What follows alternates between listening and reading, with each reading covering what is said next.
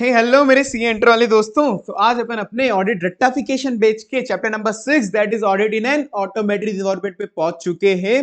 तो वापस बता देता हूं, इसमें सब लेक्चर में बताता हूं कि अपन इस लेक्चर में पूरा एग्जाम ओरिएंटेड चलने वाले, मतलब ओनली रेक्टिफिकेशन ट्रिक्स निमोनिक्स पे ध्यान दूंगा। मैं समझाने पे बिल्कुल ध्यान नहीं दूंगा, क्योंकि ऑडिट में आपको मार्क्स तभी मिलेंगे जब आप exact answer and exact keyword and heading लिख के आओगे।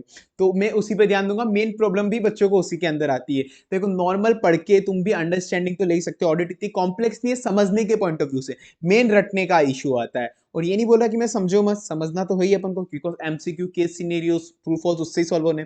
बट आई एम अज्यूमिंग तुम एक बार रीडिंग कर चुके हो ऑडिट की, तो तुम खुद समझ सकते हो इजीली। ऐसी कोई दिक्कत समझने में नहीं आती ऑडिट की। बस अब रटने वाला है वो मेरे पे छोड़ो। अब ये वीडियो तुम मेरे साथ बस देखते रहो सिंसियरली, और जो मैं बोलता रहूं वीडियो में वो करते रहो। Okay, so let's start it's full rectification videos. ये जो मेरे नोट्स है वो तुमको मेरे टेलीग्राम चैनल पे मिल जाएंगे फ्री में, और वो टेलीग्राम चैनल का link I will attach in the description box.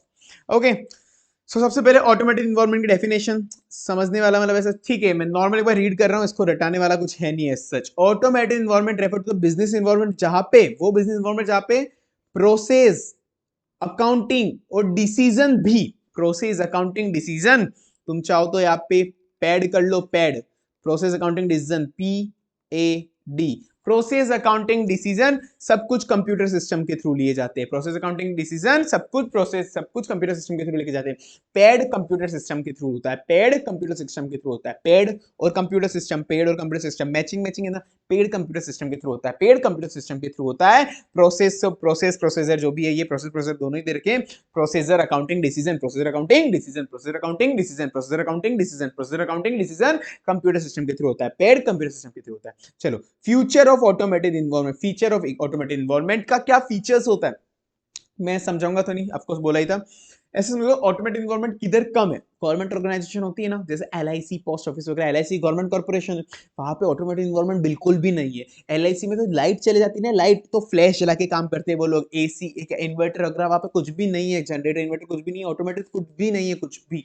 तो वहां पे LIC में तो अगर लाइट भी चले जाए तो फ्लैश जलाना पड़ता है मोबाइल का। तो तुमको कोई बोले फीचर ऑफ ऑटोमेटिक इन्वायरमेंट, तुमको ध्यान में आना चाहिए कि यार ऑटोमेटिक इन्वायरमेंट गवर्नमेंट ऑर्गेनाइजेशन में नहीं होता। गवर्नमेंट जैसे LIC, मुझे याद है LIC के अंदर तो लाइट भी चले गई थी एक बार, तो लाइट भी चली गई थी तो वो लोग फ्लैश जला के काम कर रहे थे, लाइट चली गई थी वो लोग फ्लैश जला के काम कर रहे थे। LIC में बिल्कुल ऑटोमेटिक इन्वायरमेंट नहीं है, लाइट भी चली जाती है तो वो लोग फ्लैश जला के काम करते, लाइट भी चली जाती है वो लोग फ्लैश जला के काम करते। हियर इट इज, एल से लेटेस्ट इंफॉर्मेशन देता है, ऑटोमेटेड इन्वायरमेंट लेटेस्ट इंफॉर्मेशन देता है।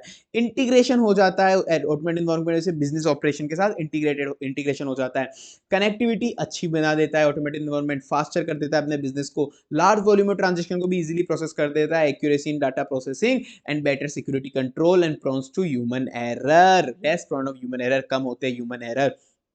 सो LIC में फ्लाइट चले गई तो फ्लैश ऑन करके काम करना पड़ता है। चल,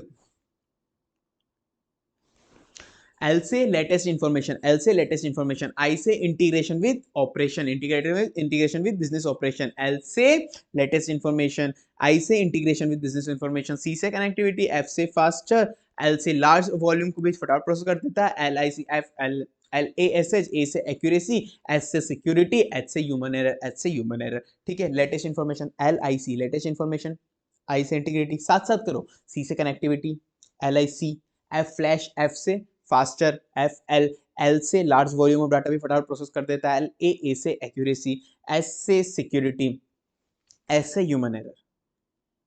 अब तुमको LIC फ्लैश याद हुआ तो वो ठीक है, इसकी ट्रिक 2 भी मैंने लिख रखी है, जो तुमको याद हो वो कर लो।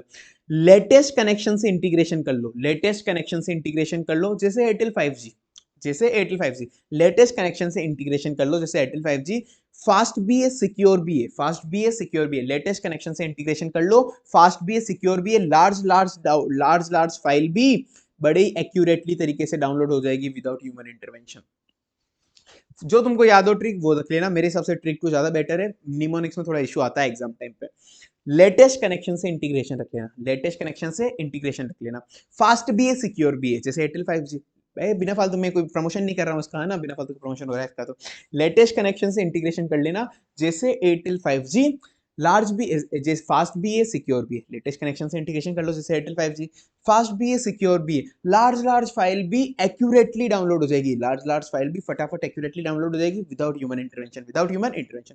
लेटेस्ट कनेक्शन से इंटीग्रेशन कर लो, फास्ट भी है, सिक्योर भी है, लार्ज लार्ज फाइल भी फटाफट एक्यूरेटली डाउनलोड हो जाएगी without human intervention.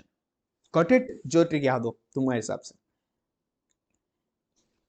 Same second में मैंने 2 ट्रिक दिए, जो तुमको याद हो याद। देखो, कुछ सिचुएशन और रीजन ऐसे बताओ जहां पे जिसकी वजह से अपन को आईटी मतलब रिलेवेंट होता है आईटी ऑडिट करने में। अपन को ऑडिट करनी है तो आईटी को रिलेवेंस देनी पड़ेगी, कि आईटी में अंडरस्टैंडिंग लेनी पड़ेगी, आईटी को समझना पड़ेगा, आईटी को भी अपन को रिलेवेंस देनी पड़ेगी, आईटी की ऑडिट भी करनी पड़ेगी। ऐसा क्यों? क्यों ऐसा करना पड़ता है कि आईटी को भी अपन को आजकल रिलेवेंस देनी पड़ती है ऑडिट के अंदर? ऐसा इसलिए क्योंकि आजकल सारी कंपनियां बड़ी हाईटेक हो गई है, सारी कंपनियां बड़ी हाईटेक हो गई है, बड़ी complex complex automated software use लेती है, बड़े complex complex automated software use लेती है। कंपनी आजकल बड़ी हाईटेक हो गई है, बड़ी कॉम्प्लेक्स कॉम्प्लेक्स सॉफ्टवेयर यूज लेती है, complex complex automated software use लेती है। सो ऑडिट की इफेक्टिवनेस बढ़ाने के लिए, ऑडिट की इफेक्टिवनेस बढ़ाने के लिए आईटी की पॉलिसी समझनी पड़ेगी, आईटी की पॉलिसी समझनी पड़ेगी। कंपनी को ऑडिट की इफेक्टिवनेस बढ़ानी है तो आईटी की पॉलिसी समझनी पड़ेगी। साथ में आईटी की पॉलिसी कंपनी ने भी बना रखी है और गवर्नमेंट ने भी बना रखी है। आईटी की पॉलिसी कंपनी ने भी बना रखी है, गवर्नमेंट ने भी। गवर्नमेंट ने बहुत सारे आईटी के स्टैंडर्ड्स बना रखे हैं, नॉट गवर्नमेंट लाइक पार्लियामेंट्स की बॉडी जो होती है, वैसे इंटरनेशनल बॉडी होती है, वो इंटरनेशनल आईटी स्टैंडर्ड्स भी होते हैं बहुत सारे ऐसे। तो वैसा उसको मैं गवर्नमेंट की यहाँ पे ले रहा हूँ। तो आईटी की पॉलिसी कंपनी भी बनाती है अपनी अपनी, और इंटरनेशनल पॉलिसीज होती है वो भी होती है। प्लस वीआर, वीआर एक अलग से याद करना पड़ेगा। सो आजकल कंपनी बड़ी हाईटेक हो गई है, बड़ी complex complex automated software use ले रही है। आजकल कंपनी बड़ी हाईटेक हो गई है, बड़ी complex complex high automated software use ले रही है। सो इस सब के लिए अपन को अपनी ऑडिट की इफेक्टिवनेस बढ़ाने के लिए, अपन को अपनी ऑडिट की इफेक्टिवनेस बढ़ाने के लिए कंपनी की आईटी की पॉलिसी भी समझनी पड़ेगी और गवर्नमेंट के स्टैंडर्ड भी समझने पड़ेंगे आईटी के, और प्लस ये 2 और लेने पड़ेंगे तुमको, वीआर, वीआर। और या फिर ये याद नहीं हो रहा तो बिल्कुल एक नॉर्मल निमोनिक है, पर हालांकि ट्रिक 1 पे ज्यादा ध्यान दो, वर्ड आती पहले सेंटेंस ऑटोमेटिक बन जाएगा। अगर ये अल्फाबेट से थोड़ा कॉम्प्लेक्स होता है एग्जाम टाइम पे याद करना। पीवीआर में सेज लगता है, पीवीआर में सेज लगता है, पीवीआर में सेज लगता है, पीवीआर में सेज लगता है, पीवीआर में सेज लगता है, जो तुमको याद हो। अब ये पीवीआर में सेज लगता है, इसके ये मैंने यहाँ पे दे रखे हैं, ये वाले तुम देख सकते हो इधर से। बाकी बड़ी हाईटेक हो गया आजकल कंपनी, बिल्कुल कॉम्प्लेक्स कॉम्प्लेक्स सॉफ्टवेयर यूज लेती है, कॉम्प्लेक्स कॉम्प्लेक्स ऑटोमेटेड सॉफ्टवेयर। तो इसलिए अपनी ऑडिट की इफेक्टिवनेस बढ़ाने के लिए, ऑडिट की इफेक्टिवनेस बढ़ाने के लिए कंपनी का स्टैंडर्ड, कंपनी की पॉलिसी भी समझनी पड़ेगी आईटी वाली, और जो इंटरनेशनल स्टैंडर्ड वगैरह है वो भी अपन को समझने पड़ेंगे। प्लस वीआर मैंने बोला था, वॉल्यूम ऑफ ट्रांजेक्शन बहुत ज़्यादा होता है आजकल, इसलिए आईटी को यूज लेना पड़ता है, रेगुलेटरी रिक्वायरमेंट ज़्यादा है, तो वो सब कंप्लाई करने के लिए आईटी को यूज लेना ही पड़ता है। ठीक है, नीचे ये हेडिंग मैंने गलत डाल दी थी, नोट्स में करेक्ट करके दे दूंगा मैं। Points that auditor should consider while obtaining understanding of IT. कौन कौन से पॉइंट ऑडिटर कंसीडर करेगा जब ऑब्टेन करेगा आईटी की, just point that auditor should consider while obtaining understanding of IT. जब मैं आईटी की अंडरस्टैंडिंग ले रहा हूँ किसी कंपनी की, किसी कंपनी में ऑडिट करने क्या, तो उसके आईटी पॉलिसी, आईटी सिस्टम कौन कौन से यूज लेते हैं, उसकी अंडरस्टैंडिंग ले रहा हूँ, तो मुझे किस किस चीज की मेनली अंडरस्टैंडिंग लेनी है। बहुत नॉर्मल, बहुत नॉर्मल। मैं कहीं पे ऑडिट करने जाऊंगा तो मुझे सबसे पहले देखना पड़ेगा कंपनी कौन सा सॉफ्टवेयर यूज लेती है। लाइक अज्यूम टेली सबसे इजी मान लेते हैं, टेली यूज लेती है, तो टेली 7 यूज लेती है, 9 यूज लेती है, 9.1, 9.1 टेली प्राइम, कौन सा सॉफ्टवेयर यूज लेती है, कौन सा सॉफ्टवेयर यूज लेती है, कौन से वर्जन का यूज लेती है, कौन सा सॉफ्टवेयर कौन से वर्जन का यूज लेती है, किस काम के लिए लेती है टेली को, काम करने को, मटेरियल मैनेज करने के लिए लेती है, अकाउंटिंग करने के लिए लेती है, किस काम के लिए कौन सा सॉफ्टवेयर यूज लेती है, और वो सॉफ्टवेयर का मेन सर्वर किधर पड़ा है, लोकेशन, कभी डिलीट हो जाए अकाउंटिंग पूरा सॉफ्टवेयर उड़ जाए, सर्वर उड़ जाए, तो कहाँ पे जाएगा डाटा, तो सारा खत्म हो जाएगा वरना।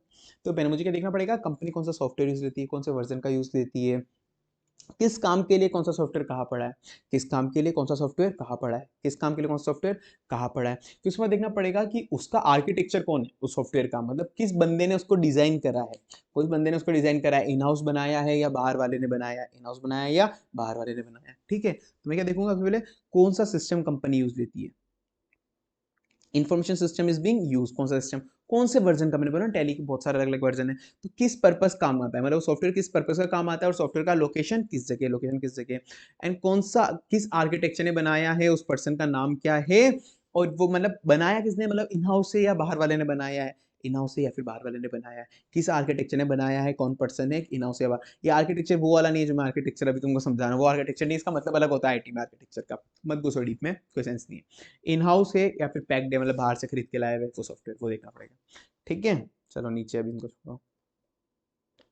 ये फोर्थ वाला पॉइंट में ऑलरेडी कवर करा चुका हूँ, मुझे याद नहीं आ रहा कौन सा चैप्टर नंबर 3 में या 4 के अंदर ये मैं ऑलरेडी कवर करा चुका हूँ। ये रिपीट हो गया शायद, क्वेश्चन उधर भी होगा इधर भी होगा, तो चलो ठीक है, या तो गलती से हो गया रिपीट, तो ये तुम उधर से देख सकते हो। एक बार वापस याद दिलाऊं तुमको, तो मैंने तुमको दो बताए थे।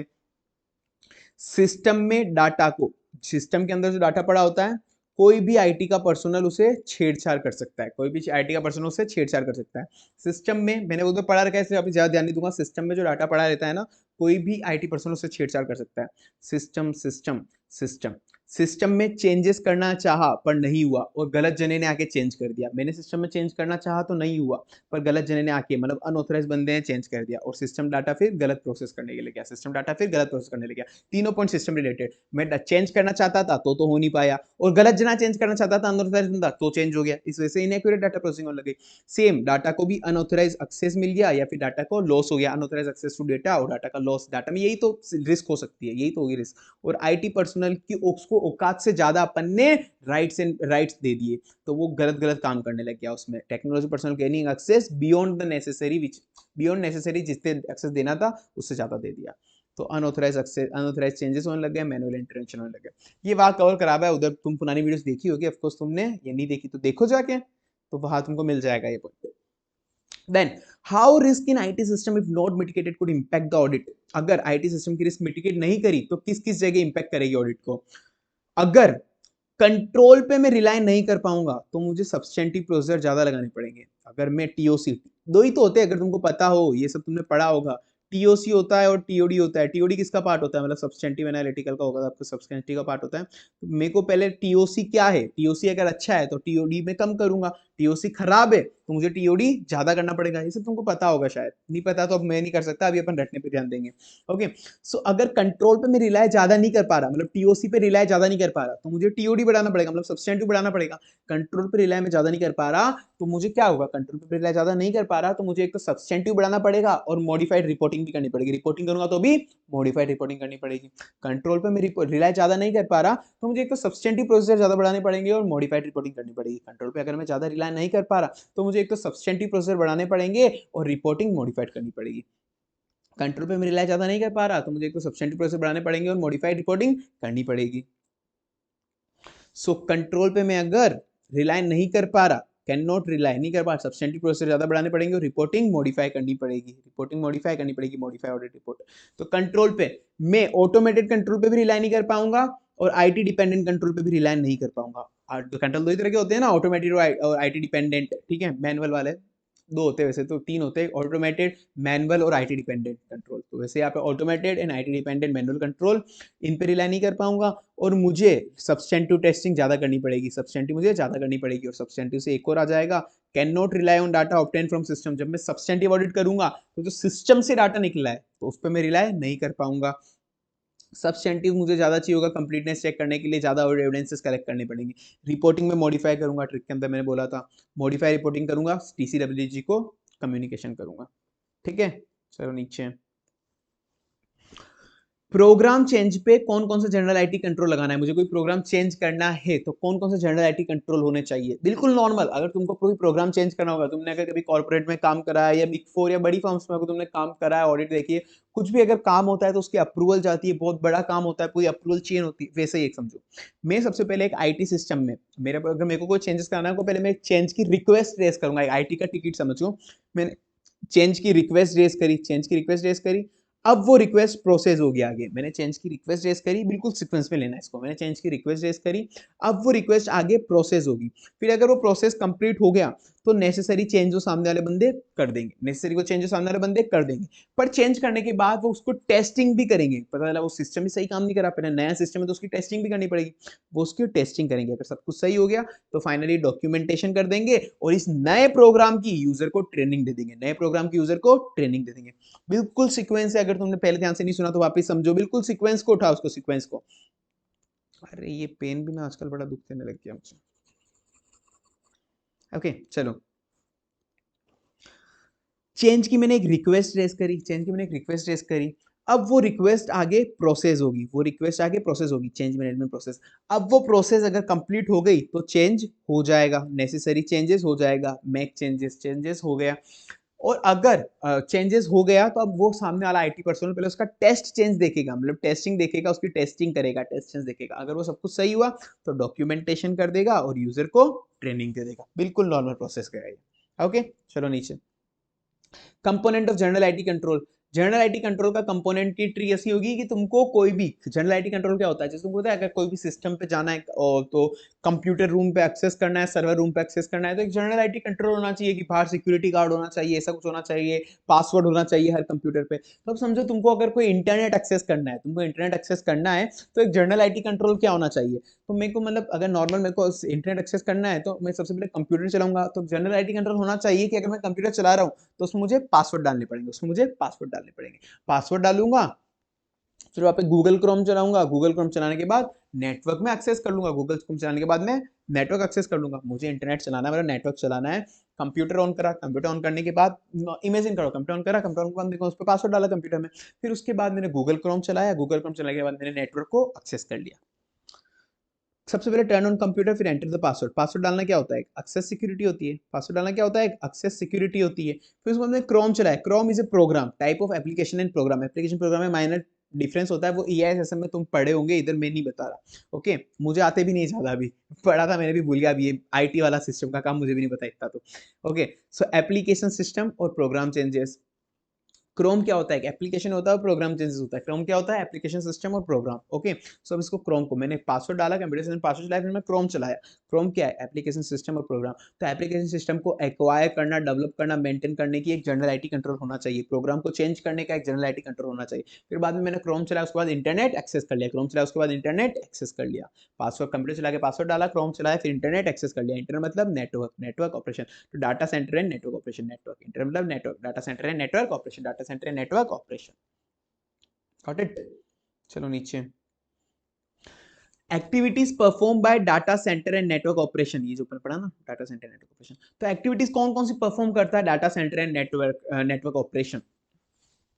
डाटा सेंटर नेटवर्क ऑपरेशन का, डाटा सेंटर का काम होता है मेनली BPR करना, बिजनेस प्रोसेस रिस्ट्रक्चरिंग। तुमने पढ़ा होगा मेनली क्या काम होता है, BPR करना। EISSM में पढ़ा होगा ना, BPR business process restructuring. So mainly उनका काम होता है BPR करना। पर ये जो हेल्प डेस्क वाले होते हैं ना, ये IT के बंदे, नेटवर्क ऑपरेशन में IT के बंदे, वो BC BPR करने में मदद ही नहीं करते।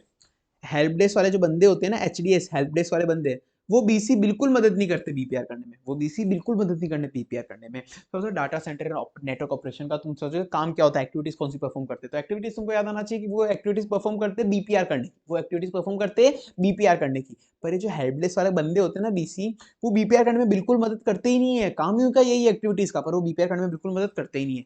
HDS, ये HSD मतलब तुम जमा लेना है, सीक्वेंस शायद ऊपर नीचे हो गया।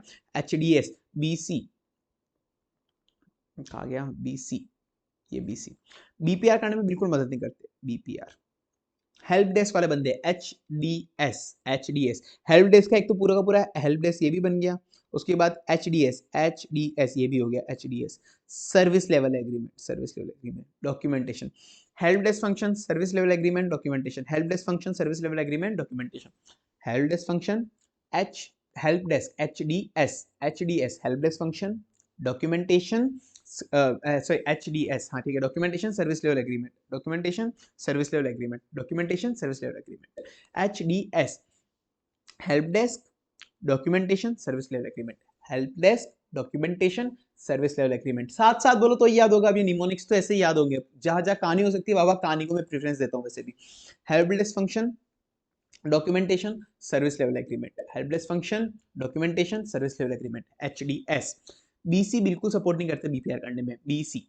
बैच जॉब्स, और यहाँ पे बी का मतलब बैच, BC बैच जॉब्स, और यहाँ पे सी का मतलब कंप्यूटर। अब तुम जो BC जानते हो मुझे वो नहीं पता है, ठीक है ना। तो यहाँ पे BC का मतलब क्या है, batch jobs and computer operation activities, batch jobs and computer operation activities, batch jobs and computer operation activities, batch jobs and computer operation activities, batch job and computer operation activities, batch jobs and computer operation activity. मैंने तुमसे पहले HDS बोला था, HDS मैंने क्या समझाया था, help desk function, documentation service level agreement. फिर BC बोला, BC से batch jobs and computer operation activities, batch jobs and computer operation activities.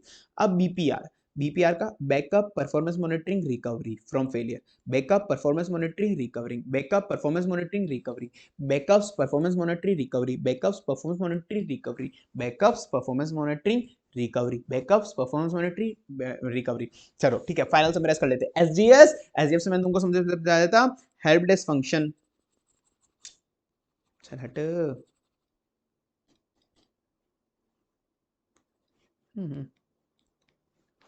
हाँ, HDS, help desk function, documentation service level agreement, help desk function, documentation service level agreement. फिर BC, batch jobs and computer operation, batch jobs and computer operation.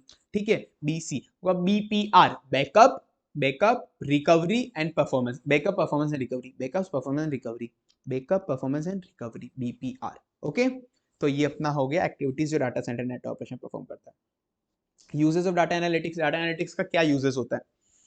देखो, सीधी बात है, तुम अगर audit भी करोगे ना डाटा एनालिटिक्स का भी यूज लो, 100% कंप्लीट जेवी, जितने भी complete journal entries, 1000, 10,000, 1 lakh journal entries तो तुम चेक नहीं कर सकते, कंप्लीट जेवी का एनालिसिस तो तुम कर नहीं सकते।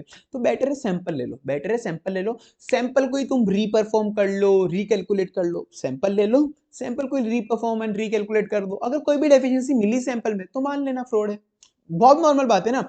तुम कंप्लीट जेवी का एनालिसिस तो नहीं कर सकते सारी की सारी जेवी का, सैंपल उठाओ, सैंपल उठाओ, सैंपल को रीपरफॉर्म कर लो, रिकैलकुलेट कर लो। कोई भी अगर एरर वगैरह मिला, डेफिशिएंसी मिली तो मान लेना फ्रॉड है, कोई भी डेफिशिएंसी मिली तो मान लेना फ्रॉड है। कंप्लीट जेवी का एनालिसिस तो कर नहीं सकते, बेटर है सैंपल ले लो, सैंपल को रीपरफॉर्म और रिकैलकुलेट कर लो, सैंपल को रीपरफॉर्म रिकैलकुलेट कर लो। कोई भी डेफिशिएंसी मिली तो मान लेना फ्रॉड है, कोई भी डेफिशिएंसी मिली तो मान लेना फ्रॉड है। Check the completeness of data and population, check the completeness of data and population that is used in TOC और substantive, analysis of journal entry, selection of audit sample, मेरा ये सारे काम करता है data analytics. Reperformance of mathematical calculation, recalculation of reperformance and recomputation, reperformance of mathematical calculation, recomputation of balances, evaluation of control deficiency, evaluation of control deficiency, fraud investigation, fraud investigation। ठीक है, चलो अब ये नॉर्मल। अब तुमको कोई भी deficiency milli IT में तो तुम रिपोर्टिंग कैसे करोगे, रिपोर्टिंग कैसे करोगे आईटी में कोई डेफिशिएंसी मिली तो? सबसे पहले देखूंगा कोई वीकनेस है क्या असली के अंदर, वीकनेस है तो इंपैक्ट करेगी क्या अपनी ऑडिट में, कोई वीकनेस है क्या, अगर वीकनेस है भी तो क्या वो इंपैक्ट करेगी क्या मेरी ऑडिट के अंदर, अगर हाँ ऐसा है तो मैं मैनेजमेंट और टीसीडब्ल्यूजी को बता दूंगा, मैनेजमेंट और टीसीडब्ल्यूजी को बता दूंगा, बहुत नॉर्मल है। तो आर देयर एनी वीकनेस, कोई वीकनेस है क्या, तो वीकनेस है तो क्या मेरी ऑडिट में इंपैक्ट करेगी क्या, वीकनेस है क्या, वीकनेस है भी तो क्या मेरी ऑडिट में इंपैक्ट करेगी क्या, वीकनेस है क्या, वीकनेस है भी तो क्या मेरी ऑडिट में इंपैक्ट करेगी क्या, और अगर ऐसा है तो मैं रिपोर्ट कर दूंगा डेफिशिएंसी मैनेजमेंट को और टीसीडब्ल्यूजी को, रिपोर्ट कर दूंगा मैनेजमेंट और टीसीडब्ल्यूजी को, मैनेजमेंट और टीसीडब्ल्यूजी को। ठीक है, डन। तो सारे इंपॉर्टेंट टॉपिक्स अपने हो गए हैं, डन। तो ये आपको पीडीएफ में टेलीग्राम चैनल पे मिल जाएगी, और बाकी till next video, tata bye bye, see you, best of luck for your exams.